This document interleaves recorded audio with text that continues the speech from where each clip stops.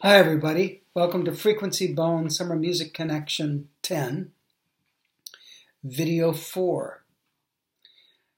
The Art of the Student.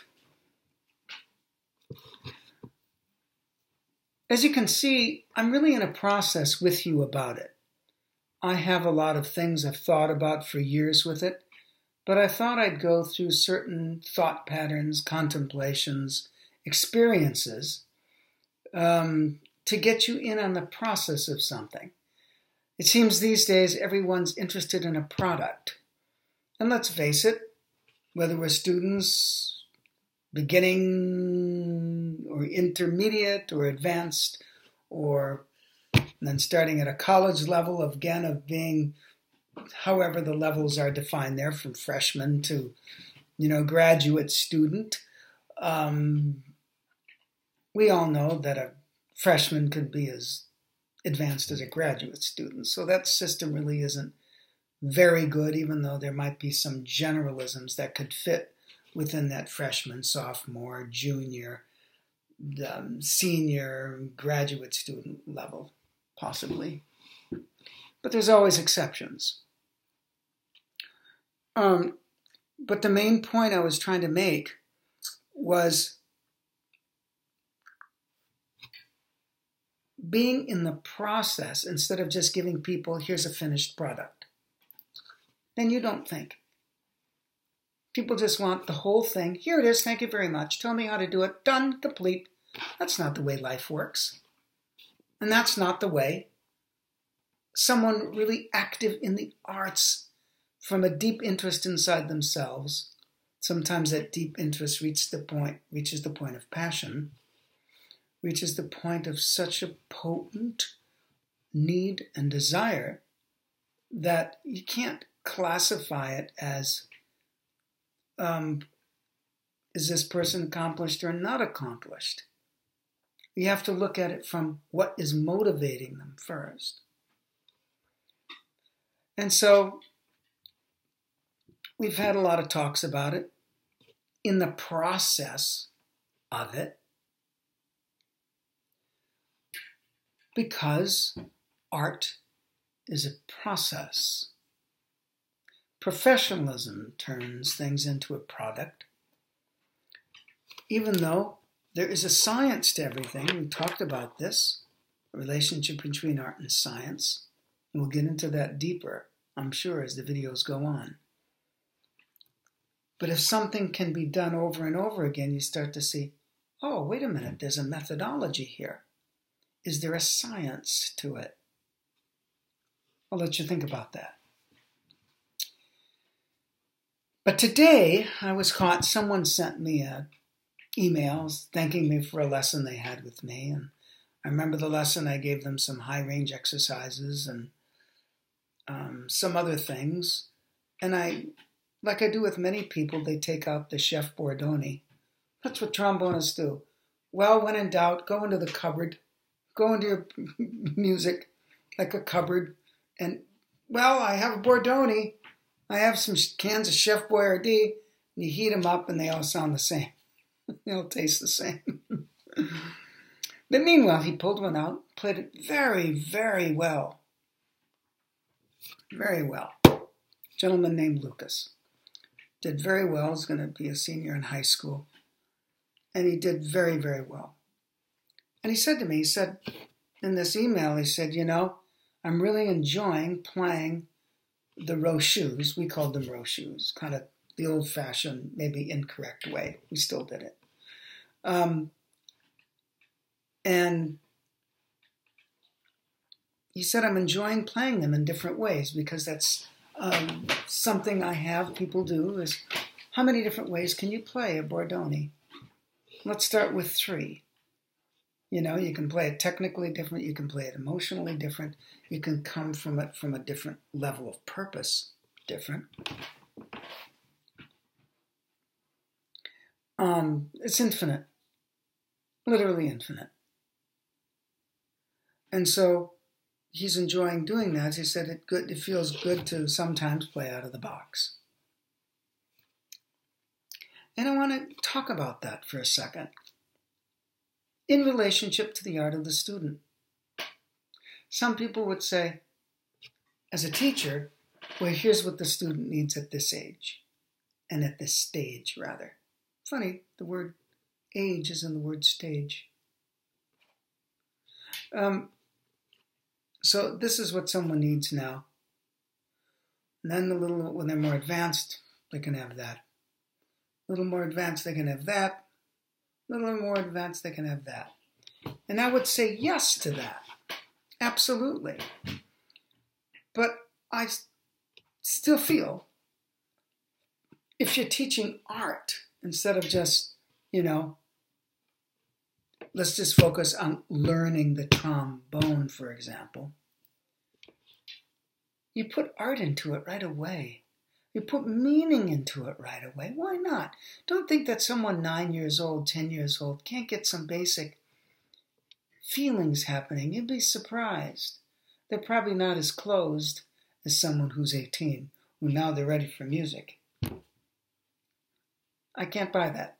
Some people want to teach that way. That's great. It's not for me. And it's not the way I've ever taught ever since I started. Probably taught someone the first time when I was 11. I started a lot more regularly when I was 12. And never did that.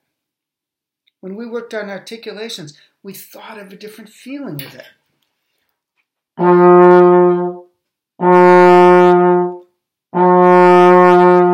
There was always some gestural aspect.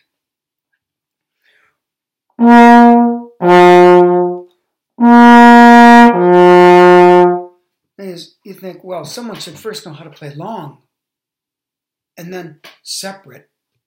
But wait, the long can go like this. The long can go like that. So it's a matter of how much to give someone. But it still can be art. Maybe not so much variety right away, but stick with a couple little things. Never just one, in my view. Unless you might for a while, maybe a week or 2 or 3, work on one thing. But I think to work on some other things with that can give someone an insight of how to play the one thing better. Because they go, oh, that can happen like that? Oh, wait a minute. Why can I do it shorter but not longer? And they might discover the reason is in their air support, for example. Or the fact that they're getting tighter when they have to hold on for a longer period of time. So a couple of things done in a way that suits that individual is important, rather than just one. But it's different for different people, and that's up to the teacher. So here I am talking about the art of student and talking about a teacher. But maybe this is a little more towards the teacher this time, in relationship to the teacher helping to discover the arts of that individual person. In other words, knowing them, knowing their tendencies, trying different things to discover their tendencies and aptitudes and abilities, and their level of interest.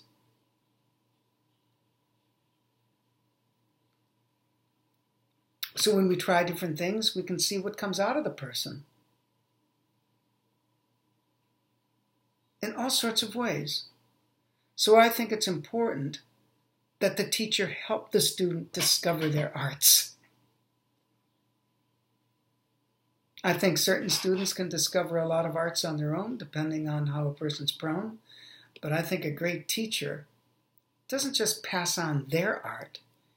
They pass on art, and it activates the art in that person.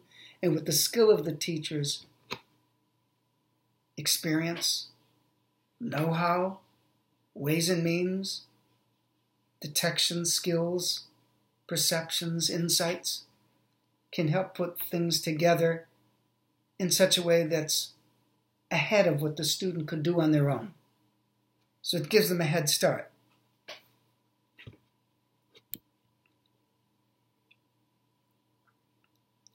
So, getting back to what Lucas was telling me about these rose shoes, I'm enjoying doing these in different ways. It's good to get out of the box every now and then. Something like that, he said. And I thought, well, what is this box? And I've talked about it in other videos before. What in the world is this box? One of the things the box is what has become popular in terms of the maybe period of time. Maybe what was the box 50 years ago is different than the box now. So depending on the majority of people who are maybe in such positions in the orchestras, looking at classical trombone playing, maybe let's stick with that for now. People look up to certain people and they say, well, that's the way it should be. Now what happens to the student is they start to form a box about that. They hear other things and they go, oh, no, that's not the way so-and-so is doing it, so that's not right. So the box is someone setting up concepts with very definite parameters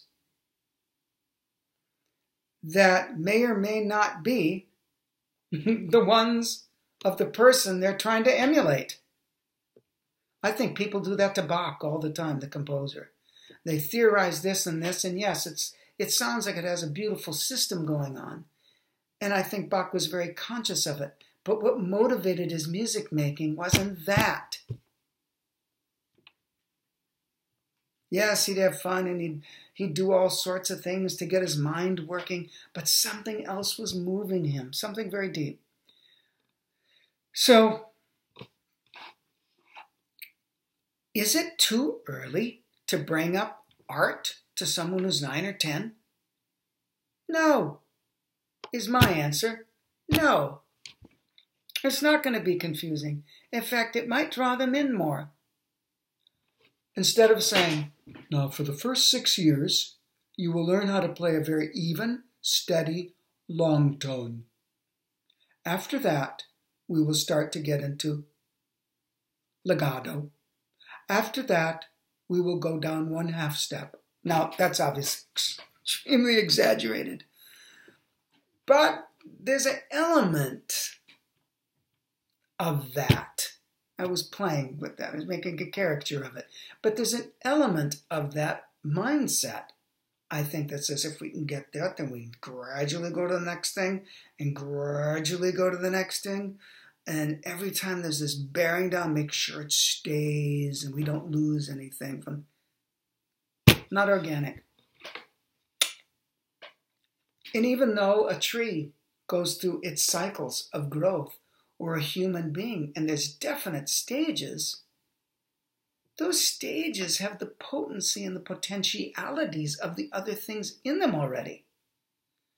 And so it's growing, there's in a stage, but then there's, as well as something that maintains the stage in organic life, there's already something moving it to its next level and next level. So the stage becomes the platform for the next level to emerge.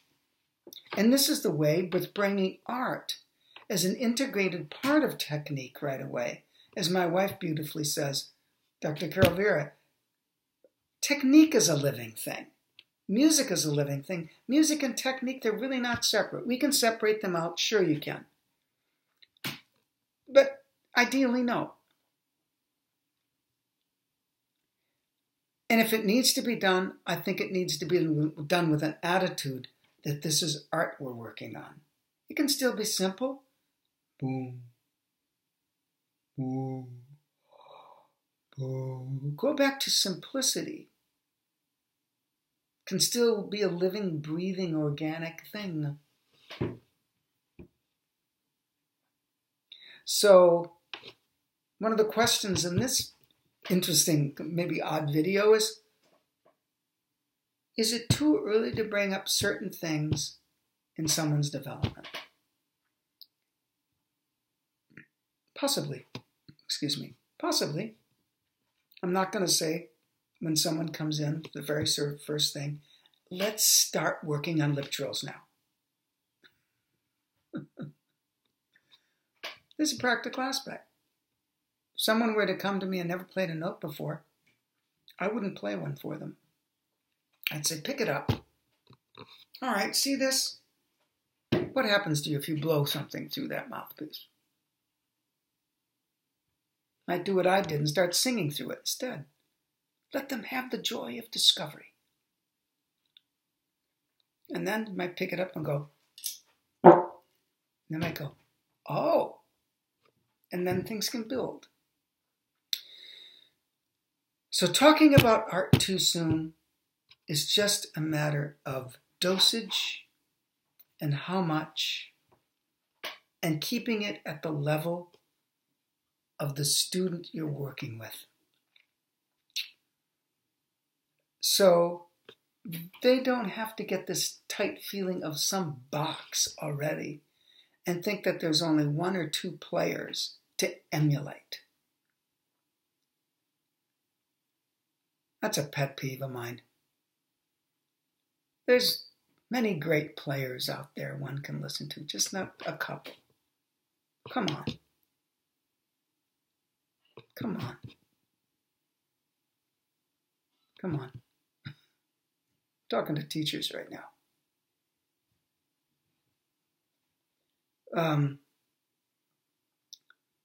So,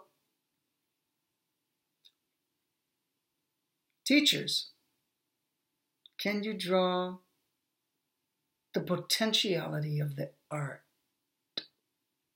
of the student out of them? Have you thought about that? Do you think of playing as art?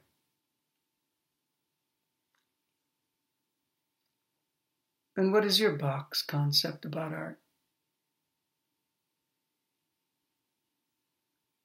Art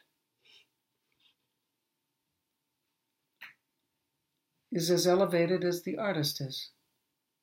And that elevation can transcend technique.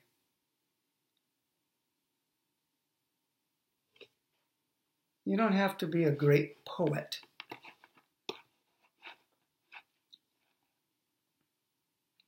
Or rather, you don't have to be, the better said is, you don't have to be a great mechanic to have poetry and to pick up feeling. You really don't. So a lot to think about.